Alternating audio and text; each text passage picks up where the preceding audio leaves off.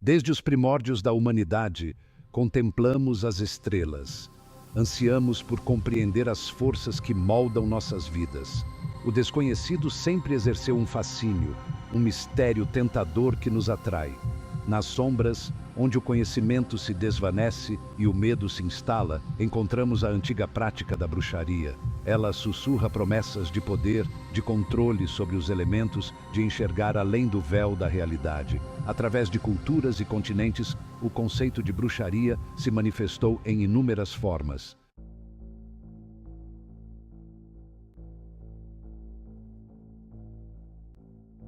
As páginas da história sussurram relatos da influência da bruxaria.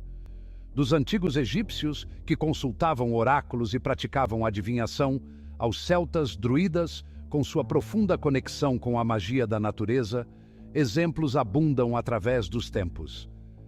A Roma antiga tremia aos sussurros de bruxaria praticada dentro de seus muros, temendo o potencial de perturbar a ordem estabelecida. Durante a Idade Média, o medo da bruxaria atingiu um ápice febril, dominando a Europa em uma onda de perseguição e paranoia. Os julgamentos das bruxas de Salem se erguem como um testemunho arrepiante dos perigos do medo descontrolado e da superstição. Nesta atmosfera de suspeita, acusações voavam como flechas envenenadas, alimentadas pelo medo e pela ignorância. Homens e mulheres inocentes foram condenados com base em evidências espectrais, suas vidas perdidas para a histeria que dominou a comunidade. Este capítulo sombrio da história humana serve como um lembrete severo do poder destrutivo do medo e da importância da razão e da justiça.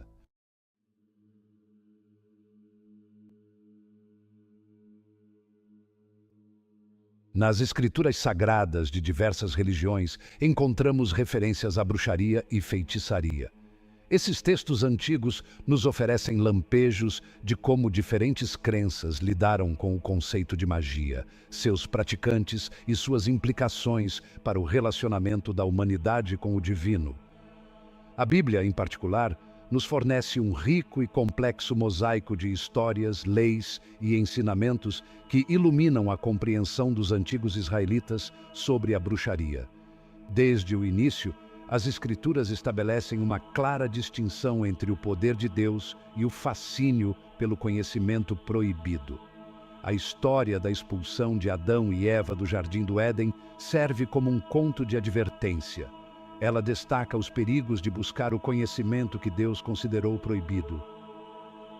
A tentação da serpente, prometendo sabedoria divina e a capacidade de ser como Deus, reflete a natureza sedutora da magia proibida. Ao longo do Antigo Testamento, encontramos leis e proibições contra a bruxaria, feitiçaria e adivinhação. Essas práticas são explicitamente condenadas como abominações aos olhos de Deus, uma rejeição de sua soberania e uma traição à aliança que ele estabeleceu com seu povo escolhido. Os israelitas foram ordenados a depositar sua confiança somente em Deus, não nas promessas enganosas da magia ou do ocultismo. A Bíblia retrata um mundo onde a linha entre o espiritual e o físico é tênue, onde forças sobrenaturais são uma realidade sempre presente.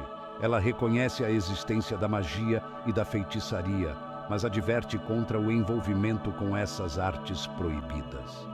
As Escrituras deixam claro: somente Deus detém o poder supremo, e buscar usurpar esse poder por meio da bruxaria é uma ofensa grave.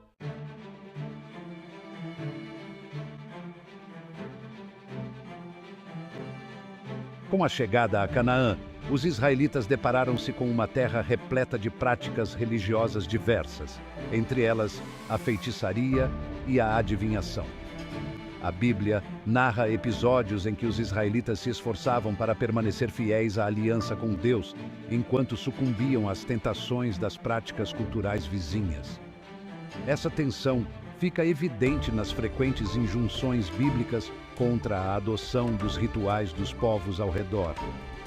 O livro de Deuteronômio, um dos textos centrais da Torá, adverte explicitamente os israelitas a evitarem práticas como adivinhação, feitiços e bruxaria. Deuteronômio 18, 10 a 12 declara: não se ache no meio de ti quem faça passar pelo fogo seu filho ou sua filha, nem quem se dedique à adivinhação, à astrologia, aos agouros ou à feitiçaria, quem pratique encantamentos, quem consulte espíritos ou adivinhos, ou quem interrogue os mortos. Pois todo aquele que faz tais coisas é abominável ao Senhor. Essas proibições rígidas evidenciam a necessidade dos israelitas de manterem uma fronteira clara entre eles e as práticas pagãs que os cercavam. Acreditavam que a feitiçaria não era apenas uma curiosidade inofensiva, mas um desafio direto à autoridade e à pureza da adoração a Javé. Ao se envolverem nessas práticas proibidas, os israelitas corriam o risco de invocar a ira de Deus e pôr em perigo o bem-estar da comunidade. Apesar dos severos avisos, evidências arqueológicas sugerem que alguns israelitas continuaram a praticar formas de feitiçaria e adivinhação. Amuletos, talismãs e pedras com inscrições foram encontrados em antigos assentamentos israelitas, indicando que velhos hábitos eram difíceis de abandonar. Esses artefatos revelam uma realidade complexa, onde as doutrinas religiosas oficiais se chocavam com as práticas populares tradicionais. A luta para erradicar a feitiçaria não era apenas uma questão de pureza religiosa, mas também de ordem social. Os líderes compreendiam que permitir tais práticas poderia minar sua autoridade e desmantelar o tecido social. Portanto, as leis contra a feitiçaria visavam tanto a manutenção do controle e da unidade, quanto a adesão religiosa.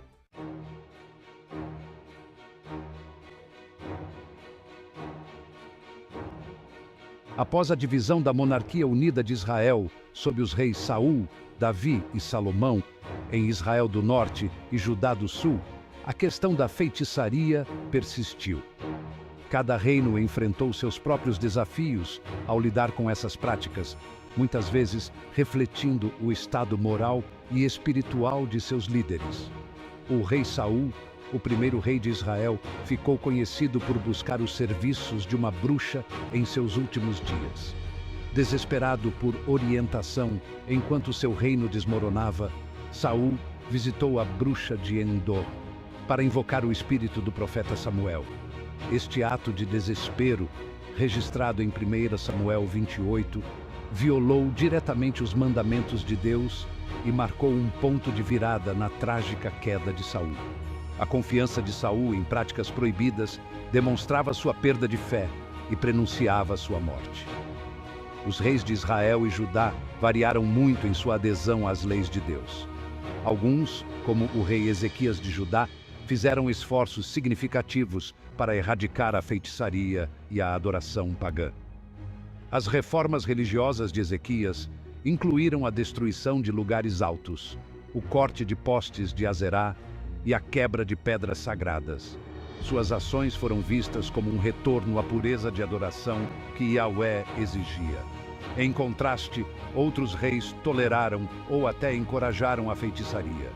O rei Manassés de Judá, filho de Ezequias, reverteu muitas das reformas de seu pai. Ele se envolveu em práticas que incluíam adivinhação e consulta a médiuns, o que levou a um período de declínio espiritual e apostasia. O reinado de Manassés é condenado em 2 Reis 21:6, que afirma: ele sacrificou seu próprio filho no fogo, praticou adivinhação, procurou presságios e consultou médiuns e espíritas.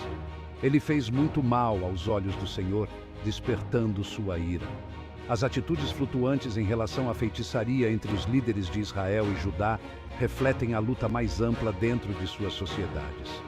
A tensão entre aderir às leis de Deus e sucumbir ao fascínio de práticas proibidas foi um tema recorrente que moldou o cenário espiritual e político dos antigos reinos.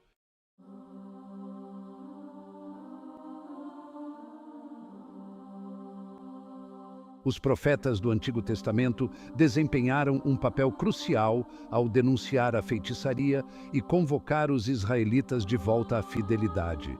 Esses mensageiros de Deus frequentemente utilizavam uma linguagem forte e vívida para condenar as práticas que afastavam o povo da verdadeira adoração. Seus pronunciamentos serviam tanto como advertências quanto como chamados ao arrependimento. O profeta Isaías, por exemplo, foi incisivo em sua denúncia da feitiçaria. Em Isaías 8, 19 e 20, ele adverte: quando vos disserem, consultai os médiuns e os necromantes, que sussurram e murmuram. Acaso não deve um povo consultar o seu Deus? Por que consultar os mortos em favor dos vivos, à lei e ao testemunho? Se eles não falarem segundo esta palavra, nunca verão a alva. Isaías enfatizou que buscar orientação em qualquer outra fonte além de Deus era fútil e perigoso. Jeremias, outro grande profeta, também se manifestou contra a feitiçaria. Ele condenou o povo por sua idolatria e confiança em falsos profetas que praticavam a bruxaria. Jeremias 27, 9 alerta: não deis ouvidos aos vossos profetas, aos vossos adivinhos, aos vossos sonhadores, aos vossos prognosticadores, aos vossos feiticeiros, que vos dizem: não servireis ao rei de Babilônia. As palavras de Jeremias ressaltaram a futilidade de confiar em magia e falsas esperanças, incentivando os israelitas a voltarem-se para Deus. O profeta Miqueias também abordou a questão da feitiçaria.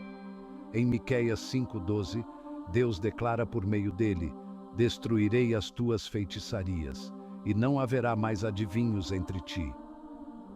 Este julgamento profético destacou a seriedade com que Deus encarava essas práticas e seu compromisso em eliminá-las de dentro de seu povo. A condenação implacável dos profetas à feitiçaria não se tratava apenas de rejeitar a superstição. Era sobre preservar a pureza da relação dos israelitas com Deus. Ao se voltarem para a bruxaria, o povo estava essencialmente depositando sua confiança em algo além do seu Criador. A mensagem dos profetas era clara: o verdadeiro poder e orientação vem somente de Deus, e qualquer tentativa de contornar essa relação por meios proibidos não era apenas fútil, mas também ofensiva à ordem divina.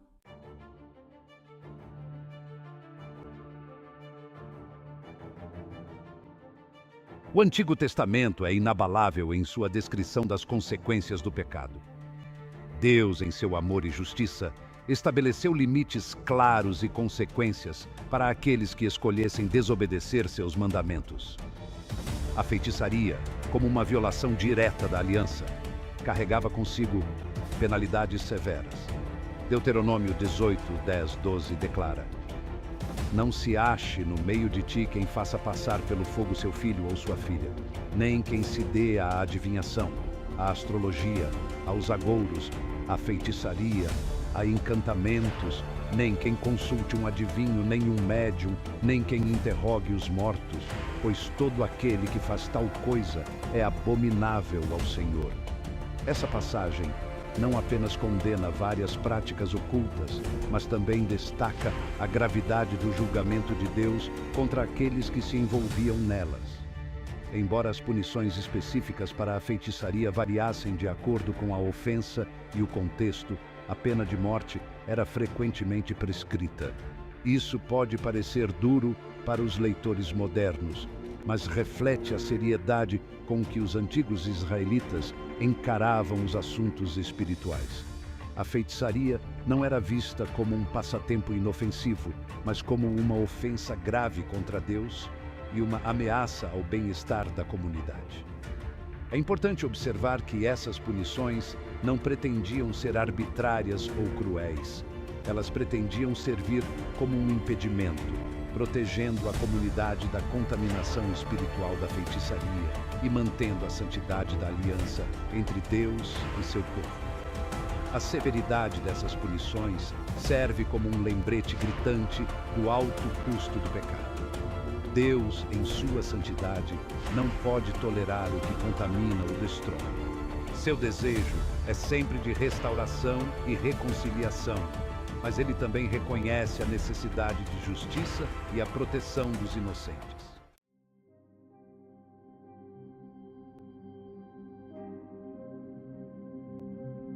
As leis contra a feitiçaria descritas na Bíblia desempenharam um papel crucial na manutenção da ordem social e da harmonia dentro da comunidade israelita. Ao condenar explicitamente práticas consideradas prejudiciais e perturbadoras, essas leis forneceram uma estrutura para resolver disputas, lidar com acusações e prevenir a agitação social. Elas serviram como um impedimento contra indivíduos que poderiam buscar explorar o medo ou a superstição para ganho pessoal. Em uma sociedade onde as acusações de feitiçaria poderiam ter consequências devastadoras, essas leis ofereciam uma medida de proteção contra falsas acusações e a mentalidade de multidão. Elas enfatizavam a importância do devido processo legal e da necessidade de julgamentos baseados em evidências, em vez de depender de boatos ou de incitação ao medo. Além disso, essas leis ajudaram a prevenir o surgimento de estruturas de poder que operassem fora da hierarquia religiosa e social estabelecida. Ao deslegitimar a autoridade de feiticeiros, adivinhos e daqueles que reivindicavam poder por meios ocultos, as leis reforçavam a autoridade central de Deus e a liderança daqueles designados para guiar a comunidade. Essa ênfase na ordem e na harmonia não tinha como objetivo sufocar a expressão individual ou suprimir a exploração espiritual.